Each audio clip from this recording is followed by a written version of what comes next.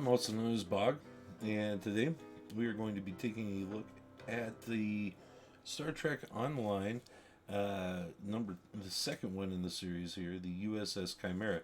And this is kind of a cool ship because it's from all these ones in this series are from Star Trek Online, obviously, but this ship in particular, I believe they originally held a contest for fans to try and design a new look for the Enterprise F in the series, and ultimately this ship won. And they decided, the production team decided it wasn't necessarily the best fit for a new Enterprise F, and they ended up kind of going with something different, which honestly is a little tame, kind of boring. It's okay, but this ship is pretty unique. It definitely has a different look, and in fact, here, let's kind of jump over to it here.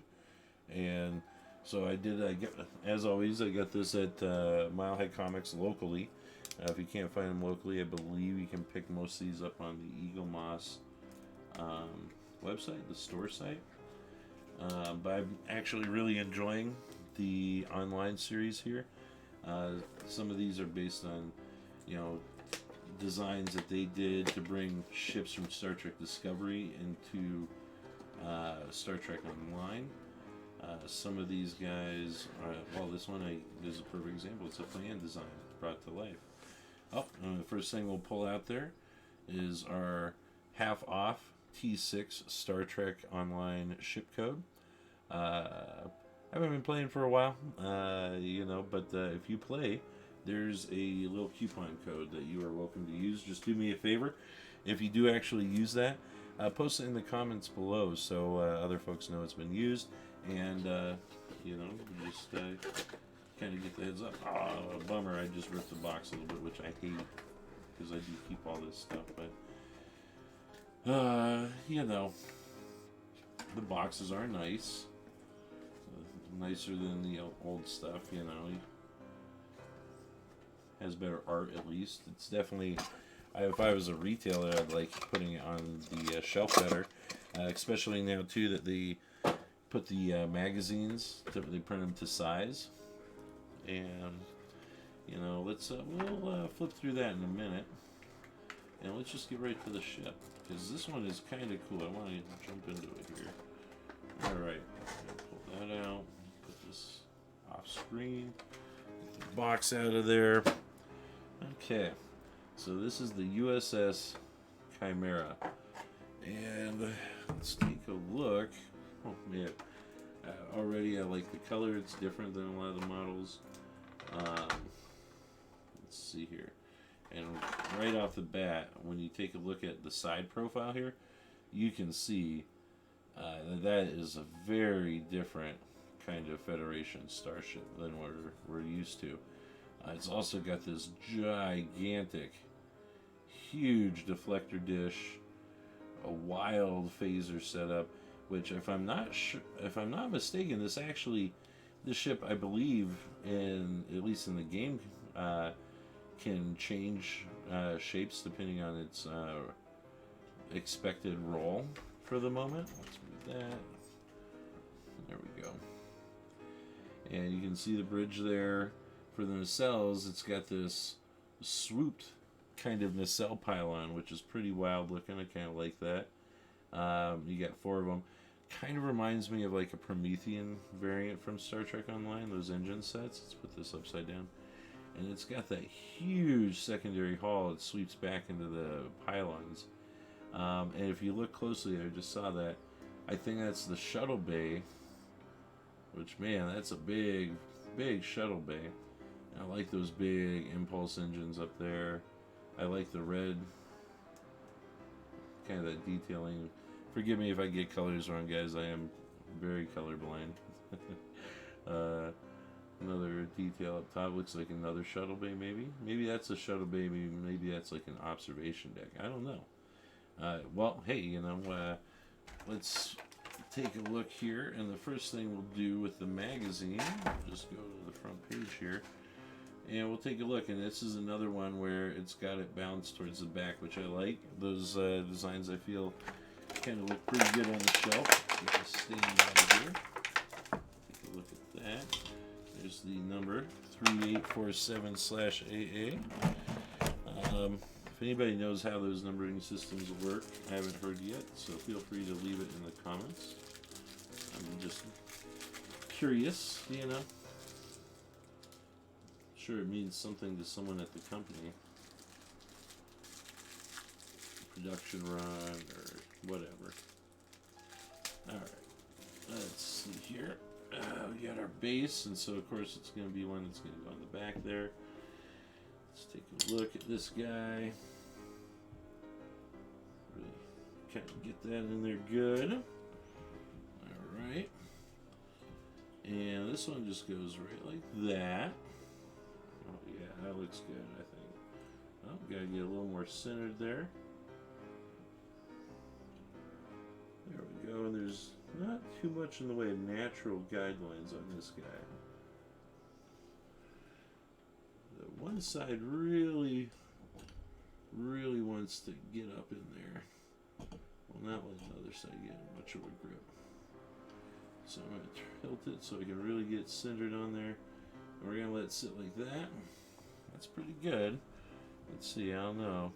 I don't know if it'll take, it's going to be a shifty one.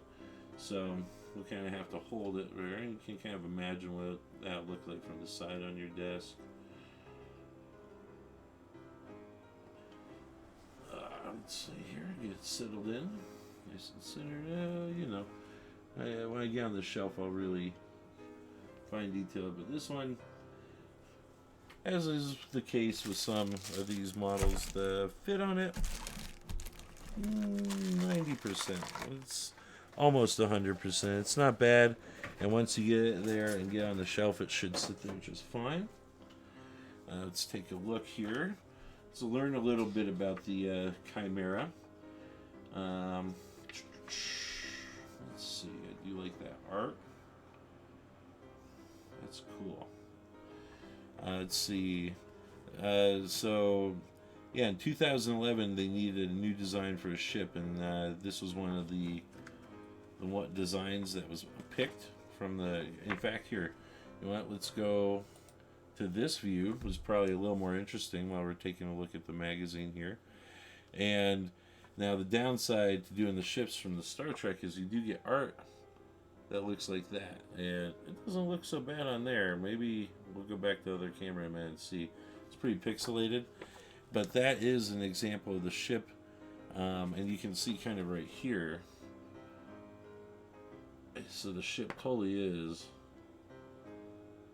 supposed to open up in different sections there, and it looks like it drops giant phasers basically out of the saucer section, kind of, which is pretty wild.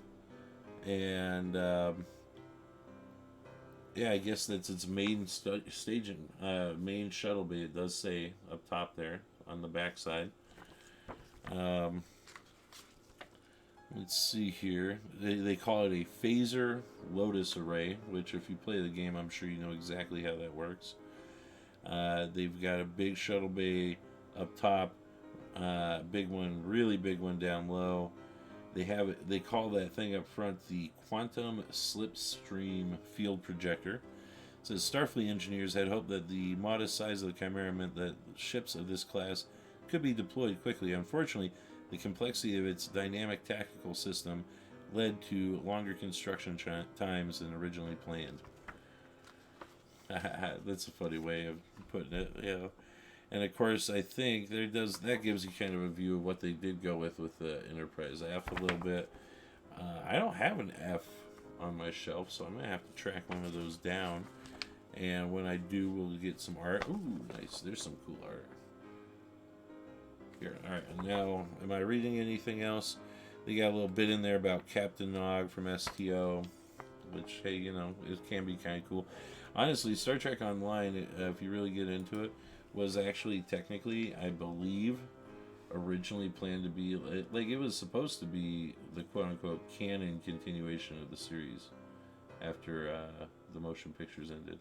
So that's kind of some cool art. You can see a better deal on, let's see here. After making a submission, Lee got feedback from other fans and continued to iterate his design, it says, but I'm pretty sure that is a deflector dish, and then right above it, this, I believe, is that quantum slipstream projector.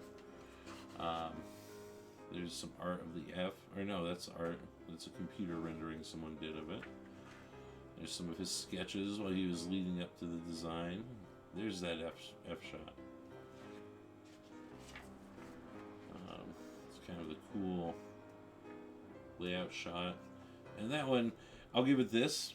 It's got a really unique profile for a Star Trek, for a Federation starship. Honestly, on the camera, that terrible art doesn't look that bad. And you really gotta like that shot right there. Very nice Star Trek ship.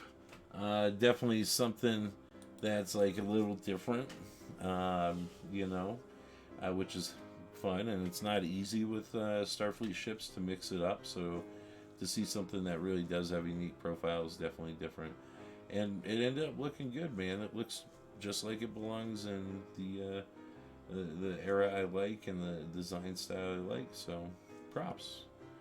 If you guys are still watching, I really appreciate it. Definitely don't forget to subscribe, especially if you're on akaBoG and you're seeing this in my Star Trek playlist. Hop over and click the link below in the description for pros and cons, the channel itself, and subscribe over there. We'd really appreciate it. Have a great day.